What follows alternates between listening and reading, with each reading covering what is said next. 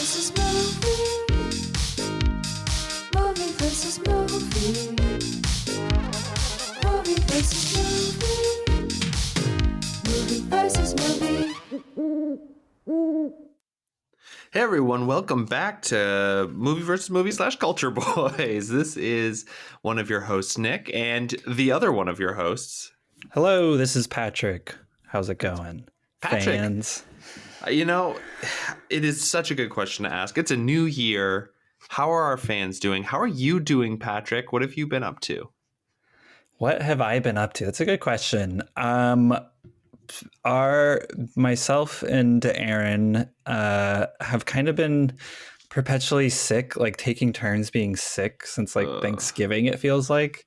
So one of us constantly has like a cold or a little cough or like the flu, which Aaron had last week. You have to like travel a lot right now, right? Because you're doing all your wedding venue stuff and working on that.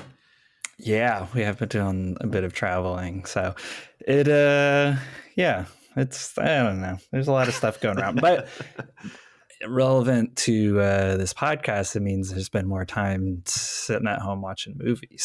So have you been watching anything good lately? Pros and cons. Well, of course, I've watched some great movies for this podcast. In terms of movies that I've just been watching for like me, I've been diving into trying to catch up on some of the Oscar movies, which we'll talk about next month. Yeah. I've also been watching some movies from like the 80s that I feel like are blind spots or just movies that I've not, I don't know. I've always been like specific ones about. that you were like, oh man, this is the best. Like I totally missed this. I watched Paris, Texas recently, which is heard that one. It is a movie from 1984 by German director Wim Wenders, who just made Perfect Days this year. Perfect Days is one of the movies that I really want to see. Alice said that I would really enjoy it. Yeah, it was a really delightful movie. But I think Paris, Texas is like considered his like masterpiece. Okay. From the 80s. And it's quite good. Very just like atmospheric, beautiful to look at. Kind of like story of amnesiac trying to find his way back to his life and his family and like dealing with what his life was before. I've watched that. I've watched a couple of Brian De Palma movies, who's like a famous director from, I think he's still, or he's been working, but I think his big... You're like, yeah, he has a future. No, I think, his biggest stuff came out in the 80s. I feel like I've been watching movies that are like, I see are like in the Criterion Collection, like super highly ranked on Letterboxd. And I've liked them all, but I've not been like over the moon perfect movie in the same way that some people have. But that's also how art works. I'm like, you can't get too hung up on, I'm telling this to myself. You can't get too hung up on feeling bad for not sharing the opinion of someone else on Letterboxd, you know? But it's tough. I feel that way. I know what you're talking about, because to me, the question always gets down to like, when you go to a museum, do you prefer to just look at the art or do you prefer to read the plaque before you look at the art? You know what I mean? Because like, I love reading the plaque and being like, oh, this is what they were thinking about. These are the stuff I should be looking out for. And you have the shaping of how you're supposed to think about a piece of art. And then you look at it and you're like, oh yeah, I either share this opinion or it doesn't move me in this way. And I feel like that's what Letterboxd is. That's a great comparison. Yeah, right. And it's like all these people like throwing out generally similar opinions because, memes are everywhere now, like just like the mimetic thinking. So everyone, when they're writing these funny reviews, they're all kind of picking on specific moments that are well known. And so you have like a real firm framework of like what people are thinking about before even seeing a movie. And then you're like, whoa, what's going on? I like this movie that everyone hates. What's happening? I know, but I feel like there's a bit of a difference because at least like with a museum question's interesting. With a museum, it's generally an artist or a curator's statement that you're reading. Right. Whereas, yeah, Letterboxd is just some random Yahoo. But it's usually, I do follow people that I like respect as like cultural people in the Yeah. culture. And so it does create, you're like, am I putting more into this because I think it should be good because I see other people I respect say that this is a masterpiece. Yeah. But yeah. But this is the thing, Patrick, is that I remember, and I was talking to friend of the pod, Anthony. I was working with him on a show, and he was listening to our podcast, and he was like, "I'm just so glad that you weren't talked into liking Rashomon." And I was like, "No, that's actually one of those movies where I watched it, did not like Rashomon very much, and then we talked about it, and I was like, that's a great movie." Yeah, I think that's the thing too. I think that's the purest form of this kind of engagement on like Letterboxd is reading, or just any. I think like engagement with criticism, because I think I'm bad about being like infinitely curious about reading other people's writing about movies, but I do think at a certain point it does start to affect the experience. But like, I do think that that's like us having these conversations or actually reading insightful criticism of something that sheds it in a new light, even if you're like, I didn't appreciate it in that way while I was watching it, but reading it now, I'm like, oh, that makes a lot of sense. And I have a greater appreciation for this. Because that's with the like De Palma movies, I watched Body Double and Blowout, which are these kind of like pulpy, kind of cheesy 80s, really like, especially Body Double is very horny, sexy movies. And it's like playing with a lot of like B movie tropes and like giallo, like Italian horror kind of inspirations. But they're both very much movies about the process of making movies and consuming movies and like what we as an audience want to see in movies, which is like blood and tits. And like, what does that say? What does that say about us as audience members? It says that we're a bunch of fucking creeps. Like, right. But so it is, one of those things where you're like, this is a fun experience to watch. I can appreciate things that are happening in the movie. And then you read that stuff after and you're like, oh my God, that makes so much sense. That's like what this was about. So yeah, I think too, though, that like movies can really put blinders on. And sometimes when you read those reviews, because you're like so immersed in the world of the movie, and you can like walk out of it and be like, wow, that was a very immersive movie. That maybe my worst opinion, and also the one that I'm going to use as an example here, is La La Land. When I saw that for the first time, and I saw it in movie theaters probably like 2 or 3 times because I liked it so much. And I remember being in the movie theater, being like so immersed in this like story and just sort of like this very specific, narrow piece of art.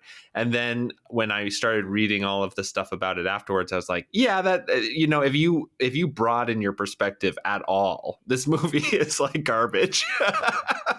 You know what I mean? So it's nice to also have these ways of people just like kind of putting in their 2 cents just to broaden out perspective, so you can make have a better opinion about a movie rather than just watching and having that narrow view of just the experience that the director wanted. You know what I mean? Yeah. And I feel like both are very valid. Like, true. There's nothing wrong with loving La La Land. I've never seen La La Land, so I can't pass judgment either way about your taste. But like, no, go ahead. Here's maybe another controversial one that we can use instead, is that I actually, and this is a fairly new take, so feel free to tear it apart. I'm still kind of baking it, so we need to challenge it. But I don't think Martin Scorsese is a good director. And here's my reasoning why. It's a very specific reason, which is a lot of his movies, if you watch them, like leave you with a feeling like a lot of alt-right and like far right political extremists tend to hold up characters in his movies as like the ideal man. So you have like the guy in Taxi Driver, there's like Raging Bull, there's what's the newer one, like Joker, I would say is sort of an extension of this, but all like Wolf of Wall Street, that kind of stuff as well. And then they all hold these characters up, and they hold them up as, I want to be like this. This is the image of a true man. Whereas Scorsese, I think, in making these movies is usually showing the frailty and the danger of that perspective on the world. But the reason why I think he's a bad director is because most of his movie watching audience continuously misunderstand what he is trying to say in his movies. And if he can't get what he wants to say across, does that make him a less effective or a bad director? So I'm going to let you think on that. I know it's a crazy take designed to enrage people, but this is the thing I've been thinking about a lot. And it's like the quality of his movies are great, but because this thing, does that mean that he's not a good director? And I want to hear your thoughts. This is good. This is how we get the listeners. Rage bait. That's how we get people to listen to your podcast now. Yeah, here we go. I mean, I don't have a super strong take on this. I do think the argument is overplayed sometimes. For one, I feel like his last two movies, Killers of the Flower Moon, The Irishman, have been like specifically reckoning with that. Like, yeah, what someone whose life is steeped in violence does to them as a person, and what that does, like, what kind of generational damage that causes, and how that fits into like the American story. I think in terms of like his older movies, I get where you're coming from, and I think that argument is overplayed too, of people being like, oh, like, no, you idiot. Like, he's saying this idea that the audience is broadly misinterpreting his movies when they idolize these people. I'm like, sure, there are scenes in your Goodfellas and Wolf of Wall Street, and the end of those movies reveal that like this isn't such a good life. This kind of sucks. But also he does make the good parts look really fun. And like I do think that's like, yeah, but I'm like, I don't think he's, that's kind of, I don't know. I mean, I don't know exactly what his artistic intent is in some of these. Like, I think like Wolf of Wall Street, for one, I think is one that people point to a lot, that they're like, he's pointing out that this is not a good guy. Yeah. And I'm like, I think, yes, but I think it's also kind of supposed to be showing you how like intoxicating this lifestyle is. Yeah. Because I think that's the one that like ends with him like giving a seminar to this like rapt audience on how to be like him after you've seen just him like commit crimes. And I think like given the current state of politics, it's like, everyone who is in charge and has power now is just like the worst, scammiest fraudsters you can imagine. So you're like, yeah, I guess he's kind of right about that. But I don't know. I think I don't know if you can take like mass culture's like reaction to something as evidence that it's. I would generally agree, because like you have, paintings where the artist paints something that is a masterpiece, and then it's not recognized, until several generations later, where the culture has decided we are deigning this to be a masterpiece kind of thing. We are giving that to it. However, like, to that point, a culture's thoughts on a piece of art can just be wrong, and that's not the art's fault. It can be the culture's. So I definitely take that point. But as a craftsman, because a lot of these movies have been said to be masterpieces in his own time, which is, not always the case. However, these masterpieces also have the effect that the culture is not absorbing their message clearly.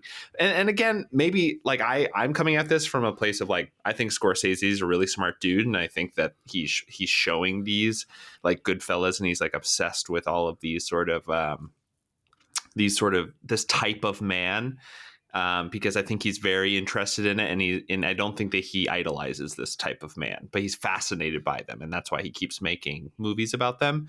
However, I think that when a culture, it is shown that this is sort of like kind of a propagandized tool. Like if you mentioned people in government, like all these people are like grew up being like Scarface fucking rocks, and like I want to be that guy. Like how many times did you see a Scarface poster in some college kid's room? I was like talking about this recently. I was like, that's the movie that everybody fucking loves so much. It's like it's like a good movie, but like I saw way too many posters of that movie for how good it is. Yeah, I've never seen Scarface, but that's also Brian De Palma. That's his 70s. But yeah, Yeah, I mean I think that's the other thing too, is all these massive cultural objects become memes of themselves that don't really have any real Yeah. connection to the artist's intent was. So it's like, I don't know, I find it hard to like use that totally as judgment. I think like Fight Club's another one too. Yeah. That's like, For sure. Yeah.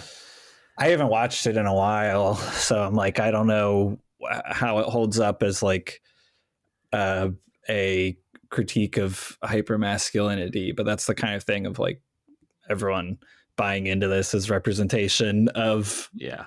what they want. Well, it's like kind of a, in reality, a takedown of that. But yeah, it's like, I don't know, when you make like a super slick, stylish movie that looks cool and has a cool soundtrack, like that's what people are gonna take from it. And yeah, I guess, I don't know, I mean, that's probably important to consider. Well, this, like I said, this is sort of the most rage baity sort of opinion that I hold. I'm just thinking about it a lot. I don't know if it's correct yet. I just sort of am sitting with the idea that like how effective the artist is when making these things, like should that count towards their their worth as an artist, I guess, or a culture creator. Like I would say, like, it's interesting. Kind of the inverse is Nicolas Cage, where a lot of his movies are defined by him, and a lot of people say that he is not sort of like this master work artisan. He's sort of kind of, a laugh no matter what. It's like, oh, it's a Nick Cage movie. But at the same time, his work kind of speaks for himself. Like, he is so prolific and has done such a lot of weird stuff. And I feel like he's usually effective, even if it's kind of mocked, at getting across whatever he's trying to do in a scene. Yeah. Yeah, it's kind of weird. Yeah, and it's hard to know, like, the awareness that someone had. I mean, like, I think Nick Cage is someone that is has been acting long enough that he's aware of what he's doing. Like, he's making choices on screen. Yeah. He's not just like letting himself go. And I think like probably Martin Scorsese's the same thing, at least at this point. I don't know about his earlier stuff. Like, I don't know. It's always like a hard conversation to have of like, how much does artistic intent matter, and like awareness of what someone's putting out. And I think it kind of like ties into the stuff of like, I feel like you see it a lot too with movies. I think there's like a big desire in current culture for like an artist that you like to like share your like politics and worldview. Yeah. And it's like the parasocial relationship thing. Kind of, yeah. And you're like, if someone makes like a great movie, but it turns out, and I'm not talking about like people with really awful opinions, but like, if you take away something from a movie, a certain message from a movie, or like how it represents certain people, or like speaks to you, and then you learn that either the artist didn't intend for that, they weren't thinking about that kind of message, or like potentially have political views or social views that don't align with yours. Are you like, is that like diminished by that? But yeah, it's honestly like John Green. When I was like a teenager, I watched his vlogs a lot, and at one point he was talking, or it wasn't his vlogs, it was like a literature class he did on YouTube. And so I was watching it, and his sort of idea is, as soon as the ink is dry, it's the audience's to interpret, and so the audience owns the sort of last bit of the creative process, because they are going to define what it means amongst the kind of aggregate of the people who consume the product. And so, yeah, I think that that's a really good point, in that it might actually not be anything to do with him and what he is trying to do in general anyway. It could be that last bit of the audience getting their grubby little hands on it. But also, like, one thing I will say too is, like, he might be hampered by the economics of his medium. Like, the movies probably wouldn't sell as well if they didn't have the sort of kind of glamour and glitz about it that they do, because like, it's like a really fun thing to watch, you know what I mean? Yeah. And like, when I saw Raging Bull with Alice like a year ago, and that's like a pretty cut and dry, like, kind of stark look at a man just like slowly, like the violence of his life slowly destroying everything of value in his life. And like it's shot in black and white and it's like very stripped back and it's not glamorous. It's very harsh. And I would say that like that movie was not fun to watch. So like that's probably why he does it, you know, to like make sure that people get to the end of his movies. Yeah, no, I mean, I think that's the case with like the Irishman too. And it's like, what? There's no way he would get to make that movie without already being Martin Scorsese and having to made all these other movies. But yeah, Irishman's like over 3 hours long. It's like, it's a bleak, very bleak movie that really just like slowly descends into like a sad ending, or just like trudges to a sad ending. And it's like it's a movie that I was like, oh, I thought this was a good movie, but I've never had any inclination to go back and watch it again. Yeah, right. Yeah, it's definitely interesting. I don't know if I 100% believe my own hype, but like I'm still processing that. So thank you for talking it through with me. One other movie I've seen this month while we were watching our February picks, I watched Babe. Have you ever seen Babe? I think I've seen Babe, but it's been so long that I don't remember it really at all. For real, it's like, wow. And there are two things I want to mention about this. First, Babe is a very interesting movie. It is like every choice that is made in it is so confusing, but like in an interesting to analyze way. Like it's fascinating to me that like where and when we are in time, like the farmers like really are they're evoking sort of like a old timey Irish countryside kind of feel.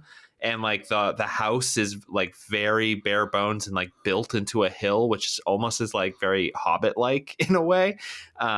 But it's also like maybe 90s America where it's set. Like it's very hard to tell. It's so confusing. I was like, man, there's like a scene where they're talking about a fax machine and also no one has accents. And I was like, where and when is this movie? So it's like to the point where it's distracting you because you're like, it distracted me a little bit. But I will say that the movie itself is incredibly solid. Like I almost cried twice in this movie, and it's George Miller, you know, it's like Furiosa, Mad Max, all that kind of stuff, Happy Feet as well. But like he is such a versatile director. This was like an amazing kids, like it's a kids movie. However, it's sort of like a very dark view of like class and how we treat animals wrapped up in a kids movie, if that makes sense. Like within the first 5 minutes, it's like going through a slaughterhouse and you see all these different pigs and like they're all like mom pigs with their piglets, and then it's like shows Babe at the corner of his cage because his mom is being like walked up a truck, and he's like, bye mom. And I was like, oh my god, I'm gonna start sobbing. Apparently it like made one of the lead actors completely vegan or something, vegetarian for the rest of his life. It was wild. But it was a really good movie. Alice and I are very excited to watch Babe 2. I would put it on a high recommend from me. Yeah, I need to revisit it. And I feel like Babe 2 is highly regarded as well. Yeah, it was Roger Ebert's like best, one of his top 5 of the decade or something. That was released. But this is the other thing, is that Babe 1 was nominated for an Academy Award. I was looking back. This is the other thing I wanted to talk about. I was looking back at some of the Academy Awards from like the 90s, early 2000s. The type of movies, and of course how many movies that are nominated, are completely different than what they are now. Like the stuff in Babe's category was like Babe, Braveheart, like a couple of like maybe 2 art house foreign films, and then like another kind of blockbustery one. And I was like, wow, when you look at this list and then you look at what the Academy Awards have nominated for like the past 3 years, you can kind of tell why there's a lot of people in culture who are like, the Academy Awards have lost the script. They're not nominating any popular culture movies. And I'm looking back and I'm like, oh, this is probably why they think that, is because, you know, back in the 90s, what was commonly nominated were these big budget films or even these kids films. Very strange. Yeah, but I feel like like the type of movie that I guess you're saying the idea that like these movies that were huge at the box office aren't necessarily getting nominated for Academy Awards now. Yeah, because like if you think about it now, all of the Academy Awards that I've been, watching, we've been tracking. This is, 2 weeks or 3 weeks before the real Academy Award ceremony.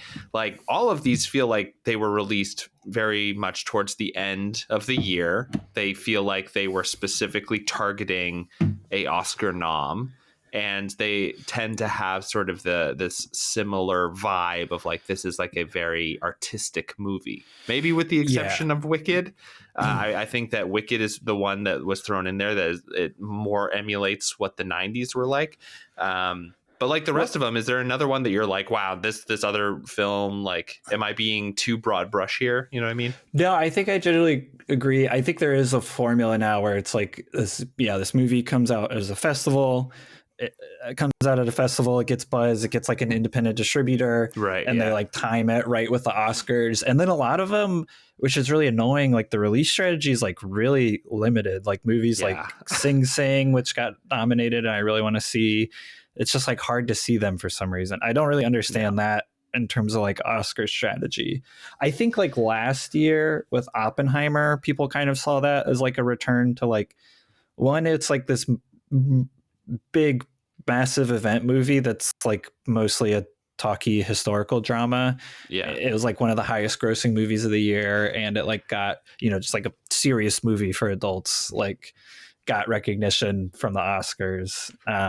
But that example especially is like how weird our time is now, because like the only reason that kind of happened was that it was tied to Barbie as like the Barbenheimer effect kind of thing, and it's Christopher like such Nolan, a weird, who's like a franchise in and of himself, and even that movie has the like is very like Marvel coded, where they're like, this young senator from Massachusetts named John F. Kennedy, like, and you're like, oh, I know him. I know that guy. Like he literally like, there's like a scene where he like suits up Batman style to like put on his Oppenheimer hat.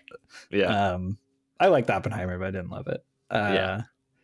But no, I don't know. The Oscars are a funny object. I don't usually put too much stock in them, but I like to try to see as many of the movies as I can, try to be like in the know, and it's fun to keep up with. But like, I don't know. I don't watch award shows because I find them so boring. It's like the same as like the Super Bowl. I don't watch the Super Bowl either. It's mostly because I feel like it's like sort of, it's like hyper niche to me in my interests. But I'm interested to see if anything crazy happens this year. But speaking of crazy things that are going to happen this year, we need to decide our movies for next month. And then I kind of have a pitch for a type of pairing maybe that we can do later this year as well. Sweet. All right, cool. So we were talking off mic about what we wanted to do next month. And we sort of already had our decision coming into this, which is we're having friend of the pod, Jamie Weiner, back on. And we're going to be talking about the Oscars, and we are going to do a pairing that relates to the Oscars. So we decided to pick two from a category and put them up against each other. So Patrick, why don't you reveal what we have decided that we're going to be talking about next month? Yeah, from the best animated picture category, we're going to be doing The Wild Robot and Wallace and Gromit. What is the subtitle of it? A Murder Most Foul or something? A Murder Most Foul, of course. How could I forget? Which I'm very excited to do. Spoiler, I've already watched both of them. Again, Aaron and I were both sick, and we watched both of them back to back in one night because they're both like 90 minutes or less. Yeah, and they go down smooth. To get down. I'm really excited to talk about them. I think there's, other than them being Oscar-nominated animated movies, there's a lot of parallel themes that we can talk about with them, and it'll be great to have Jamie back on the pod. Yeah, I mean, I haven't watched either of these, but Wallace and Gromit, Alice and I have been tracking for a while, and we actually rewatched the whole series before, and we're actually going to be watching this one tonight, which I'm really excited about. But Wallace and Gromit occupy a very specific place in my brain, and I'm really excited to see how this new movie fits into that. Can't wait to talk about it. And then everybody, I have like a couple of Discord channels that I'm in that are like movie buffs. And everyone was talking about The Wild Robot. Everyone was like, man, this movie fucking rocks. They were like, it made me cry. It's a fantastic movie. So I'm really excited about that one too. I think it's going to be great. Nice. Yeah. It'll be very fun.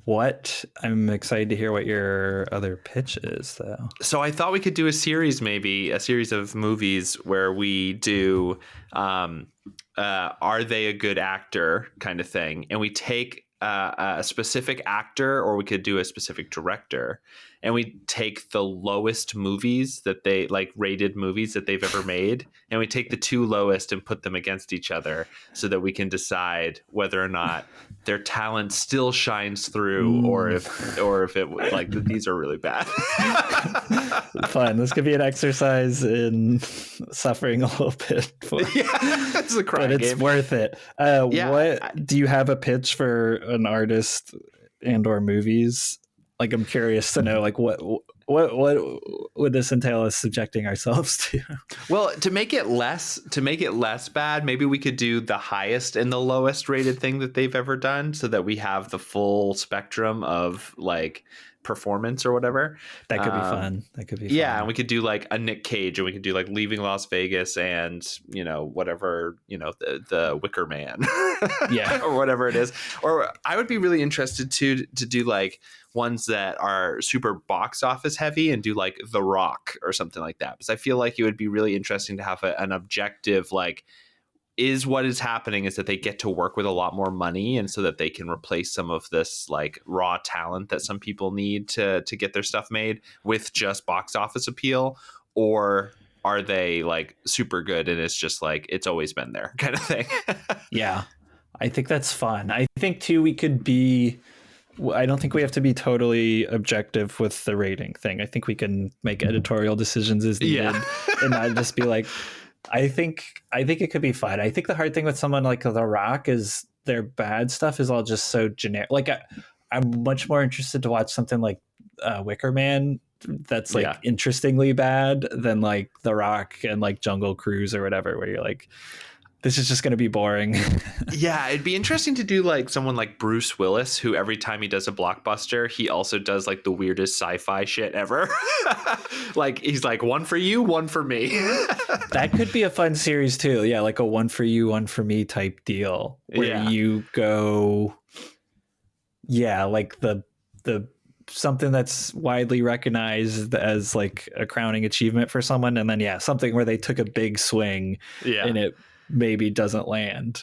I think that you're going to find a lot of really good ones, because like there's people like Nick Cage who just do big swings, but also really artistic people like Meryl Streep have some real weird ones on their resume. You know what I mean? Yeah. Like Charlie Kaufman, like anyone who's in a Charlie Kaufman movie, you can like, I bet Tilda Swinton has done some weird fucking shit. But I think too, you're like, okay, are we getting into some weird art house swings where you're like, oh. And that might be fun too, because like those weird art house swings could also probably at the top of the list. You know what I mean? Like maybe they had this like critically acclaimed thing that nobody saw. Yeah, exactly. Cool. Well, let's noodle on it and like maybe come up with a list of people, because I would love to try it out at some point. Also, Anthony, who I mentioned earlier, has asked to do a 7 Psychopaths and like another one that's like in that milieu. I think it was like in Bruges or something. But we'll talk about it and at next to Culture Boys and see if we're gonna do that, or maybe we can come up with a different list. Cool. Yeah, I am down. Cool.